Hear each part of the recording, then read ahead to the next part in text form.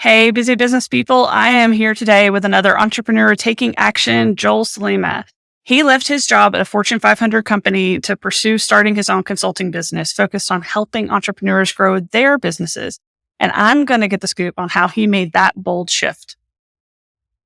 So to kick things off, you were working in a Fortune 500 company and shifted into running your own business. What were your job responsibilities like before you made that shift? Like, what did you do at that company? That's a great question. I've had different roles within corporations. And the last one, I was actually a regional vice president of sales. So I was responsible for a team of about 12 salespeople and a few independent people that worked for me they weren't exactly employees, but they were independent. And I ran a region in the New York, New Jersey, Connecticut market. I ran a division for a Fortune 500 company, and we did about $50 million in sales. Oh, awesome. So, like, what made you decide to make that switch? Like, you're in this Fortune 500 company, you're leading a sales team, you had financial stability, I'm assuming, in that company. And obviously, entrepreneurship is full of insecurity and instability, especially when you first get started. Like, what made you decide to do that? That's a great question because I did have the good fortune of working for a good company with the expense reports and the expense accounts and able to go out and have a good time. But the challenge was I still worked for the man. Every day I got up, I had to wear the typical suit and tie. Obviously, I'm not wearing that these days because of the entrepreneurial lifestyle. It gives you some freedom. But, I had to be at the office at a certain time. I left at a certain time. I had to work evenings and weekends. And there were times where quite honestly had to cancel vacations because a project came up. And I was living for, somebody else's dream. I was building somebody else's business. And as successful as I was in the corporate world, the amount of money I was making at that level was a fraction of what I could make working for myself if I was doing it at that same productivity level, plus the freedom. Really, ultimately, what made me decide to get out of the corporate world is the freedom to work on my hours, the lifestyle I wanted, whether it's just work more to make more money, work less, but really it came down to freedom. And that's what made me made that change. So I'm tired of working for the corporate world. I want to do something for myself. I think that's one of the smart reasons to make the switch. Like, I've talked to so many people that are like, I'm working, too much. I want to open a business so I can work less. And I think what you said is true. You can work more and make more, or work less and make less. Like, you're not always, especially in the beginning, you're not going to leave that 40-hour a week job or 60-hour a week job and then work 20 hours and make more money. Like, you're probably going to work twice that to start with. I know that was my experience after I left the corporate world and, exited Cubicleville for my own business. It's like you work a lot more hours to start with until you learn how to build a team and be a little bit more scalable. Well, that's what I tell everybody. If you're looking just because, you want to make more money and work less hours and you want that freedom and security, well, you're probably not going to get that right away. You go kind of 2 steps back to go 3 steps forward kind of thing. And if you want the security of a job and the security of the income and all that, then yeah, probably stick with your corporate job because it does take a little bit of a mind shift change and you will work longer hours in the beginning, but you're building something for yourself. And that's kind of what I always tell people when I'm talking to them is if you're going to make that change, you don't want to make that leap, remember why you're doing it. There's got to be a big enough why and a strong enough why. And it's not going to just be money. It's got to be something else in the beginning. For me, it was freedom. It really was the freedom to come and go as I please.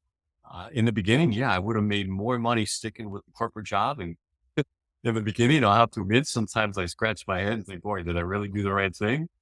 But, doing it a couple of years now and the amount of money is one thing, but it's the freedom and the amount of people I can help, the change I can take in somebody's life. When you work for a corporation, you're not really making meaningful changes for the most part for people. But when you're working for yourself and you're consulting with people, whether business people or relationship coaching or whatever kind of coaching you're doing, you're making a difference in somebody's life. And that is life changing. That really is life changing for somebody because then you have a big enough why to move forward. Yeah, I think those are all such powerful reasons. So it's like, I know listeners, as you're hearing this and you're going through this, there's a lot of really powerful things into what he just said. Rewind it, watch it again if you need to, because it's like, I talk to business owners all the time that, in the early days, they made that leap and they made it for the wrong reasons. They were expecting to work less. They were tired of their boss telling them what to do all day long. And it's like, you trade a boss for clients. It's like you still have somebody telling you what to do all day long. The only difference is you have the option to say no, but if you say no, you lose the money, you know? So it's like, it's not that simple. It's just going off and being like, I just want to work and do this thing all day long. Many business owners, especially the ones who are successful, they don't even do the work that they set out to do to start with anymore. They hire a team and now they're running a company, which is a whole different skill set, you know? Exactly. When you start with, you're kind of doing everything, and you do have to make that shift of from employee to now self-employed, because in the Yep. beginning, you're not quite a business owner. You're self-employed, and you're kind of the chief cook and bottle cleaner all at the same time in the beginning until you kind of get things going, which is helpful because you know all aspects of the business. And then when you do bring on your first team member, since you've already been in that role, it's easy to help tell that person what they need to do to get successful into the next level. But it's a journey. Entrepreneurship can be a journey, and it's a great journey to get out of your corporate world and build something for yourself, to give yourself that kind of freedom. But it's not overnight. There's different steps to it. The first step is get to the level where many people I work with still have full-time jobs, and they're trying to make that, you know, challenge to get into that position of, well, I want to do this full time. So how do you structure that? So going from the corporate world to doing this part time until you get to the level where I tell people you really want to have enough money set aside that you're making enough twice your current salary. Because this way that gives you some cushion. Too many people just say, I'm going to quit my job, and then the financial challenges come in. And then you take clients on just for the money that really aren't the right clients for you. And you know that, but you take it anyway because you need the money. As you ease into it on a part-time basis, it makes it a lot easier to kind of roll in, get a couple of clients under your belt.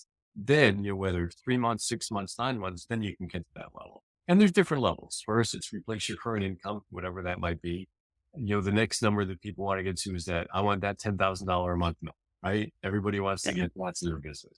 And then from there, depending on what kind of business you're in and where you want to go, it could be, I want $100,000 a month, right? But now that's a whole nother level, another set of challenges with putting more team people in place. But that's also something to keep in mind when you start out. What is it that you want to get to? Is it just to replace your current income? Is it, a $250,000 lifestyle business where you're only working, 30 hours a week? This way, how to position yourself when you get out there and what tools and things you want to need. Because too many gurus are out there, sharing with you what you should be doing in your business, but you need to decide what you want in your business. Like for me, it wasn't about the money. It was the freedom to work for myself and work longer hours at times, but it was still freedom. So for you, you have to look at what is it you're looking for. Because if it's strictly money, you're probably going to work a lot longer to make Yep. more amount of money, especially in the beginning. Oh yeah, definitely in the beginning. I mean, I know for me, it was more potential. Like, I started looking at these people that had been working at the company for, 50 years, 40 years, and they were approaching retirement, and it's like they hit a ceiling. And I was like, hey, there's a ceiling here. There's only so much I'm ever going to make working this job. Like, there's only so much I'm ever going to do. Like, I have a limit to my potential. I was like, and that was when I kind of had that wake up moment. Like, I don't want to be limited. Like, I've got lots of potential. Let's go do it. So for me, it was potential, but yeah, it was the same thing. Ellie, how did you prepare yourself or test the waters? Like, what did you do to get ready to make that leap from working in the company to full time in your business?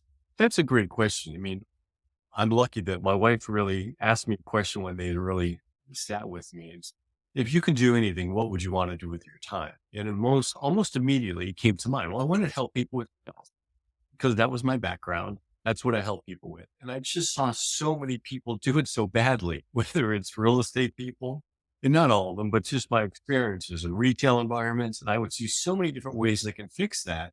And to me, it was easy because I've been doing it for so long. I just wanted to help people do that. So first, I figured out what market do I really want to work in? Where can I make that difference? And two, now with the internet, it just makes it so much easier to go into Facebook groups or to do some very inexpensive advertising to test the water. For $10 a day, you can do a couple ads out there, whether it's Facebook or Instagram with whatever it is you're trying to sell, whatever product or service it is, and kind of test the market. So that's what I did first. I, had a small budget of less than $1,000 to test the market over a couple months of different ad angles. And then I started going to LinkedIn and just direct message people and said, I'm thinking about doing this. What challenges are you having that I might be able to help you with? And just really did some very inexpensive market research. And that's kind of what got me going to the point where, okay, I know there's a need in the market for what I have to offer. It's just a matter of exactly, how to position it. Is it one-on-one with entrepreneurs, or is it going to mid-sized companies offering your training program? So once I kind of did some initial outreach, whether it was LinkedIn, whether it was surveys on Facebook groups or whatever it was, that's kind of how I got the idea of, okay, now I know if there's a need for what I have to offer. And then it just started small, networking with people, on different Facebook groups and LinkedIn, and say, hey, this is what I do. Anybody need any help with this? Or do you know anybody who needs this? And I started really organically with, going very inexpensive on ads and just putting more time into it than money, because I wanted to test the water first before testing any kind of real paid advertising. And that's how I started. I had a regular day job. I had to really do it under the radar, because when you work through a Fortune 500 company, you can't really be all out there. Hey, look what I'm doing. Uh, Especially with my customers with LinkedIn. So I had to really do it under the radar to get it going. And that's how I started, a couple hours every night until I got my first client, and then my second client. And then before you know it, my little side business was making as much as I was making as my full-time job. And did you have any mentors or anything that taught you that strategy? Because I mean, I'm going to tell you, that's the kind of stuff I hear from people that are multimillionaire, like top of the industry type of people. That's the advice they're giving people all the time. And I mean, like, I like to refer to it as a coming soon strategy, essentially. Like, before you even build the offer, like, we use this for like even something as simple as like an ebook or a PDF checklist that somebody's downloaded, all the way up to like a consulting program or a course. Like, build just a quick coming soon. It can be a Google Doc, it can be a Google form, it can be a quick little landing page. You just say, hey, this is coming. Who's interested? And get out there and talk to people and go see, and then build the offer once you've gauged interest. Like, I know that's one of the advice that I heard recently from Qasim Islam. He's one of the top like Google ad agencies in the world. And that's the advice he gives. He says he's never built anything until he just puts it out there and test it. And you did that before you even launched a business. Yeah. I mean, Wow. one of my mentors was Dan Kennedy, who, he's my first sales mentor. I was a salesman first, and my biggest challenge was I was a horrible salesperson. So I needed lots of leads. So I went to a marketing person, because I assumed, well, if I had enough leads, some people would buy until I can get my sales skills up. So my marketing skills certainly outweighed my sales skills in the beginning, and they kind of flip flop. But, he was kind of his approach is, get the marketing out there first. You can always learn the other skills first, but now test the marketing, see. And there's, organic marketing isn't that difficult. And I know there's a lot of experts out there that'll charge thousands and tens of thousands of dollars for organic marketing. And I just personally, I never spent that kind of money on it, because I don't think it was warranted, because there's so much information out there. But really, it comes down to basic things: is you build relationships with people. You find out, hey, this is who I am. This is what I do. Do you have any need for something like this? Or, if you're in a market where you kind of know they have a kind of need, what kind of need is it you have, and how would you like to have that solved? And that's kind of just how you do some quick market research. And it doesn't have to be expensive. It doesn't have to be time consuming. And, one of the things, your first opportunity or your first idea might not work, and that's why you have to kind of look and think, my first idea was, it was years ago, and now it's actually coming around and actually might be a good idea. Well, one of my first ideas was to teach business owners how to be sales managers and how to manage their own sales teams. Well, at the time, business owners didn't want to manage their own sales teams. It was just a bad idea at the time. Now it's changed, and actually it is actually a decent business. But at the time, it was before its time. One of the other ideas I had is this is going back probably 15 years or so, to help internet businesses kind of grow their business to the next level and put operations and things like that behind the business. Well, 15 years ago, the internet business was about, I want to work 4 hours a day on the beach with my laptop. I'm not interested with operations and all that. It's, hey, beachfront with my laptop. Now it's changed again, where there are now internet businesses doing $1 million a week, and those kind of things are needed. But that's just kind of an example. You need to test the market with your idea, and your first idea may not be that home run. So you may have to try a second idea or a third idea.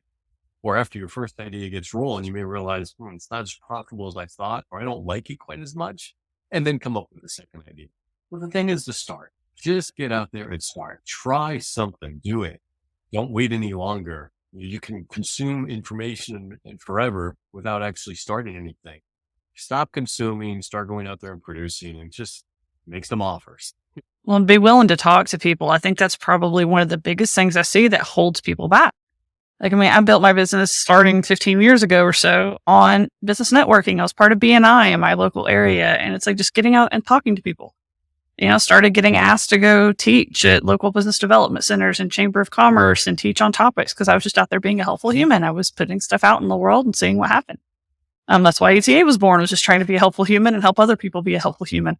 So it's like just not being afraid to go talk to people. I think like you kind of have this superpower for that drove you into doing things maybe you didn't realize even were as awesome as what they were when you first started getting into them, that a lot of business owners don't do. I mean, there was a lot of good nuggets in that. Again, I'm going to encourage people to listen to this over and over again because there was a lot of good nuggets in that.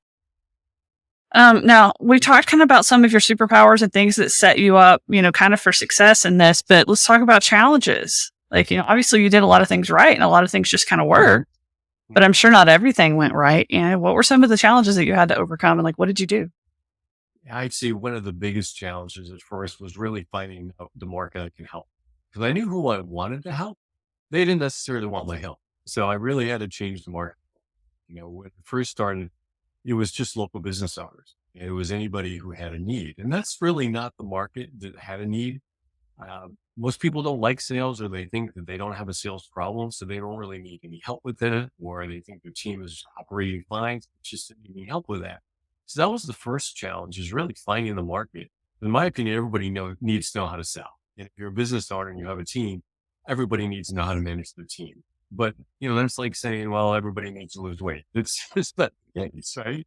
There's some people that know they need to learn how to sell better. And to your point, go out and talk to people, learn how to talk to people without coming across as that, salesy or a sleazy salesman. That's one of the big things that, I had to overcome, is people look at us, oh, you're a sales trainer.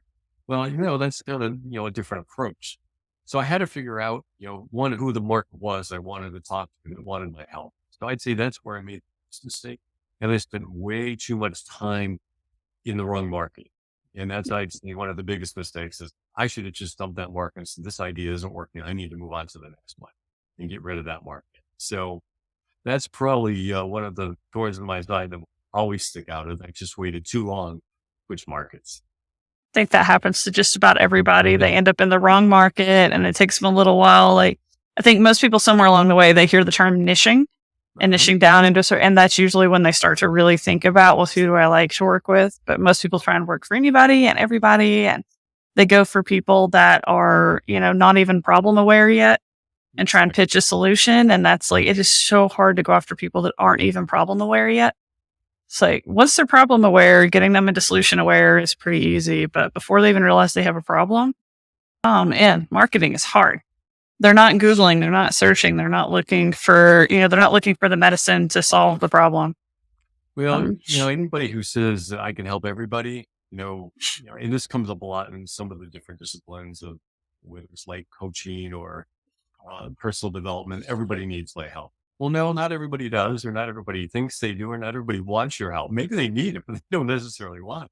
Yeah. So if they're not problem aware, it's very, very difficult to get to that level. So it needs to be somebody that really understands, I've got a problem. I may not know how to solve it or where to go, but I realize X, Y, Z is happening in my life and I need to fix it.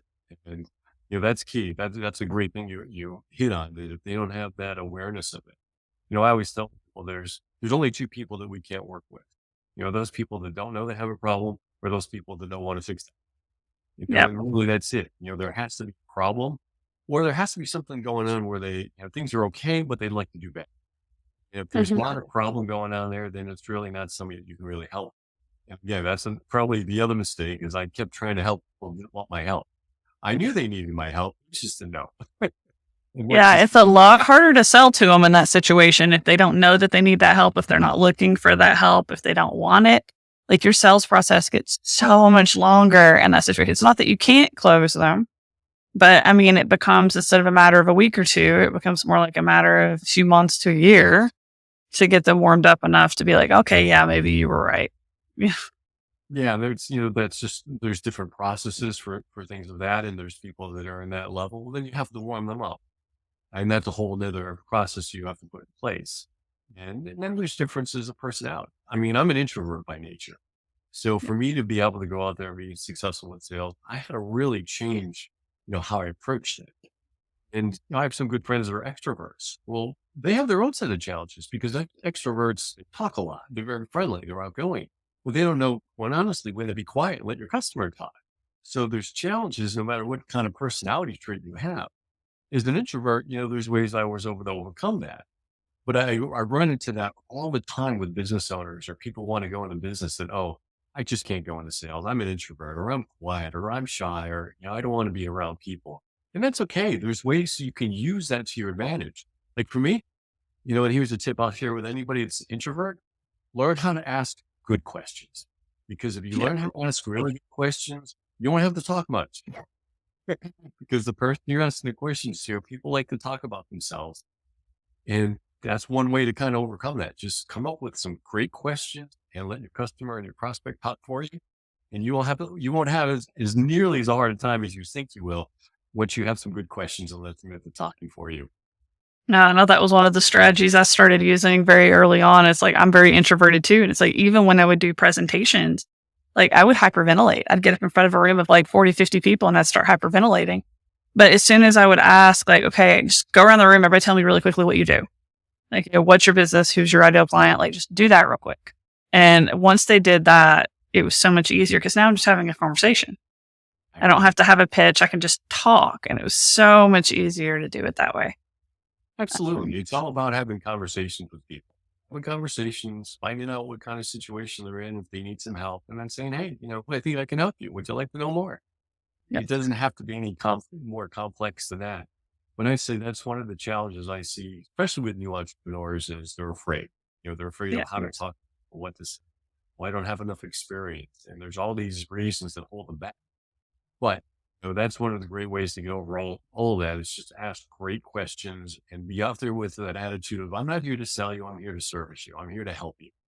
And that makes all the nervousness go away from those sales conversations. Yeah, I mean, absolutely. I know that's, one of the biggest things that I try and do too is just, come from that place of being helpful. Mhm. And it just tends to work so much better. I say probably the other big challenge I see with entrepreneurs is they don't know how to explain what they do, like in any kind of succinct way. Like everybody talks about that 60-second elevator pitch. It doesn't have to be a 60-second elevator pitch or a one-liner. You do have to be able to very clearly say, like, here's who I help and here's how I help them. And this is why I do it. Like if you can get those three things down and just have conversations with people, I think it just works so well. You're spot on about that because people, and especially in the coaching industry, there are some people out there that are teaching I help blank do blank by blank. And well, what's your offer? Well, that's not your offer. That's kind of more of like your slogan and your tagline is, well, if you run into somebody at a party, it's, I help entrepreneurs increase their business, by implementing sales strategies that work or whatever it is that you do. That's kind of just a quick conversation of what you do. And a lot of people get all played up into that messaging where it's got to be perfect and it's got to be niched and specific. And it doesn't always have to be that way. It has to be open enough to say, hey, I help this person do this with this kind of outcome to get people to say, oh, I'm interested in that. Tell me more. And that's really all it has to come down to. But people do get too freaked out about that. The messaging has to be right on and the offer has to be right on. And especially if you're going after a broad market, it doesn't always work.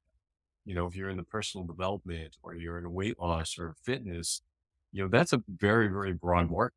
And to really niche down, like, well, I help corporate executives that want to, lose belly fat because they sit behind a desk all day. I mean, that's very specific, but most people aren't that specific when you run into somebody, on the street and kind of tell them what. Yeah. And I mean, a lot of times people get into all of their services and things. And it's like, I think, going to the fitness space, when I have a friend that runs a gym, that's one of my best examples for that is, he focuses on helping entrepreneurs that are busy, that don't have a lot of time, but they need to start making small incremental changes towards improving their health. So his whole thing, all of his services and stuff are geared around doing that. And when you say that, well, now like, I don't have a lot of time to put into stuff, but I do want to start making some changes. And it clicks. Right. So it's like having something that simple that it's like, well, yeah, that's me, and that's all you need them to do is be able to raise their hand and say like, that's me. So I guess now we just got done talking about the perfect pitch. And my next question was to tell you to give yours. No pressure. Well, that's the thing when you put in that kind of presentation together, it also weeds out the people that you're not a good fit for. So if I'm well, I mean, I'm not in the weight loss industry, and I don't work with Fortune 500 companies anymore. That's my background. But when people ask me, well, what is it you do? Well, I help small to medium sized businesses increase their sales, through a proven sales process. And it's really that simple. Not in the great detail. So I help you create a sales process specific for yourself.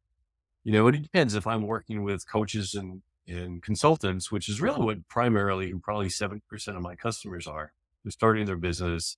Is I help you create that perfect sales presentation around your personality, because I like working with people that utilize their personality to shine through. Because if you're extrovert, we got to tone that down. If you're an introvert, we have to put that up a little differently. But that's kind of what I spend most of my time doing. And if anybody checked out my site, that's what you'd see is nothing but sales, sales, sales, all about sales presentations and growing your sales team. Because that's kind of what I like to help people with. And no matter what's going on in the economy, the best way to turn your business around, increase sales.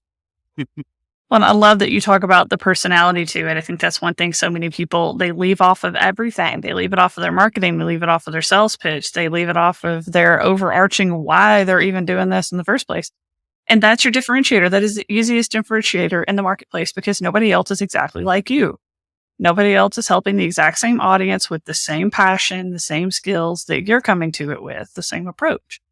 And there are absolutely going to be people that you don't want to work with, don't need to work with. So being able to turn off the people that shouldn't work with you, like as bad as it is. I mean, like I see one example that's really obvious to explain that is like the people who use swear words and curse words and stuff on their websites and stuff. That's not going to appeal to a wide swath of people.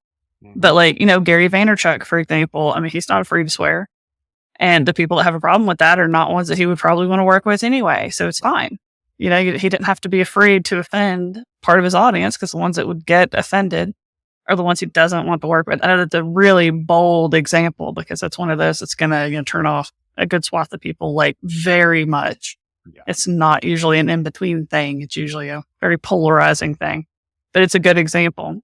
And I think that's so true, to not be afraid to, turn people away that shouldn't work with you. At the same time, you're getting better at using your own personality to attract them. Exactly. Because in most industries right now, and most things, especially if you're doing anything on Instagram and Facebook, it's a saturated market. If you look at the different awareness levels, everybody's seen your offer 10 times. There's nothing out there they haven't seen. But what's going to set you apart is really going to be that personality. What's unique about yourself. And using 4-letter words all the time, that's kind of been done. That's not really going to make you stand out anymore. But, like Facebook advertising, I work with a lot of people that are in the digital marketing space, and they're selling their digital marketing service. Well, there's a lot of people doing that in the agencies. So what sets you apart? Part of it is having a sales process that works. But the other part of it is in putting your marketing out there and your advertising out there is what's different about you. So many times I will see people's websites, and it's just this boilerplate website of digital marketing services without any personality. Well, to stand out, you really have to have a personality out there. Obviously, you've got that mastered, right? You have personality. I mean, people look at your site and see your look.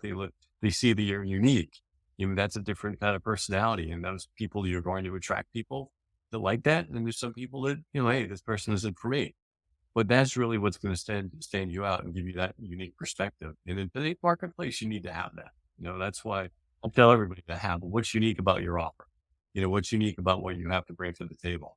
If you don't have anything unique, it's just another person, another company out there doing the same thing.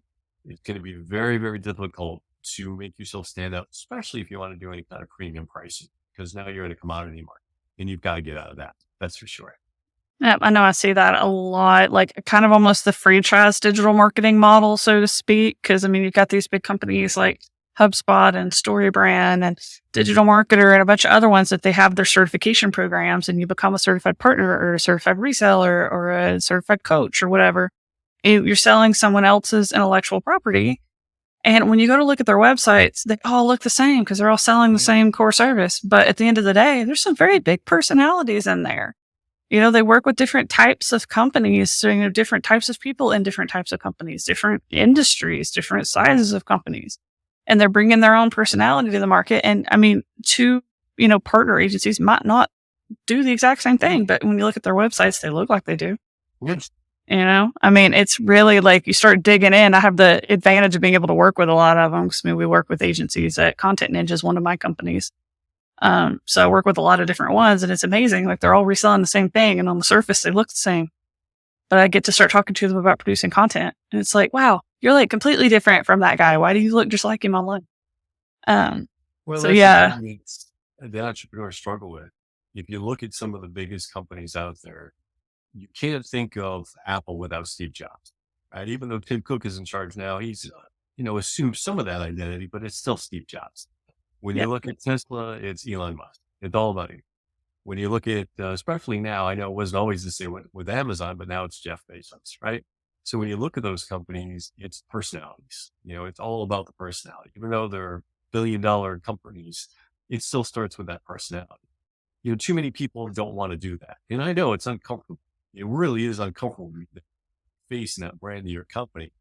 But to be successful and to really stand out, you really do need to. You need to stand out and not just hide behind the boilerplate templates out there for your website. You need to be the personality, larger than life personality, to be out there and give your opinion. And the people that resonate with you are going to resonate with you and want to work with you. People that don't, well, they're not your customer anyway. There's some people, some experts out there that I certainly do not resonate with. I just, don't like their attitude. But that's what they want. They want to polarize in such a way that they don't want me as a customer, and they do a great job of it. You need to do that as well. And that's one thing to really set you out. And it makes it so much easier to have a sales conversation with people once you're at that level, because then you're kind of the expert. Your personality is out there. They already kind of know you to some extent, and you're already somewhat of an expert in their mind. So it makes it a lot easier to have those sales conversations versus if you were just, I'm an XYZ agency that does, XYZ like everybody else. There's very difficult to stand out when you don't have that personality driven marketing. oh yeah, absolutely. So I know I've had you for like over 30 minutes now. So let's look at trying to wrap it up. Let's hear your pitch a little bit. Like, what do you help with? I know we've kind of talked about it a little bit, but let's sum it up. What do you help with? Who are your ideal clients? And how can someone find you if they want to work with you? Sure. The best way to kind of discuss what I do, I have two main businesses. The passion business I have is I help entrepreneurs help create sales presentation. And it's basically a one-on-one sales coaching program. Instead of trying to just, here's a modulated course and learn sales, it's one-on-one, because when you're doing sales presentations, you want to be able to practice them with somebody before you do them live. So that's why I do one-on-one coaching. So that's my passion business. I do one-on-one coaching with coaches and consultants, really in service related businesses. The second one is I work with bigger companies that are also in the service related business, but they already have a sales team. And maybe they have 2 or 3 salespeople and they want to expand that team, or maybe they're just hiring their first person because they don't want to do the sales anymore. I help them actually build out their sales team, build out their sales processes, build out all the KPIs to manage their teams. Those are my two kind of businesses, and that's kind of where I focus on my time. The best way for somebody to kind of get in touch with me is just send my email address. It's joe@joesulima.com. It's real easy. Again, you can find me on Facebook as well, and send me a message at Joe Sulima is my Facebook page. And I'm actually in the process of updating my Facebook pages with some new content and things. So if you're interested in sales, if you're interested in learning how to manage your team better, take a look at my Facebook information, and you'll see a lot of great resources there. And take it, use it, learn from it, and implement it in your business. And I hope you make some money from some of my free content. Well, and I will have links to all that, down wherever you're watching this at on the internet. I know we're publishing these podcast episodes out all over the place. So wherever you're watching it, there will be links somewhere near the video. So to wrap it up, do you have any final advice or tips if anybody in our audience is looking at making a similar move out of that safety of the job into the uncertainty of entrepreneurship? One, I would say definitely do it. Don't wait any longer. It'll never be a perfect time to do it. So you might as well just go ahead and do it now, because times will never be perfect. But second, make sure you have that strong enough why. Because as you go through some of the challenging times and you're like, geez, why am I keep doing this? I have a picture of my family. That's my why. My wife and taking care of my family. That's why I do it. That's why I go through the struggles. And that's why I went through when I started.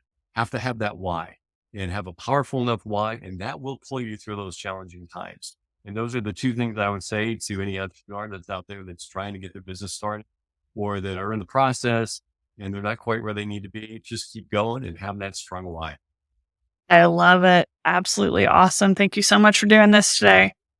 Entrepreneurs, this is your call to take action. Join our community at etatoday.zone and learn how to build a business that enables your lifestyle instead of taking over your life. Until next time, guys.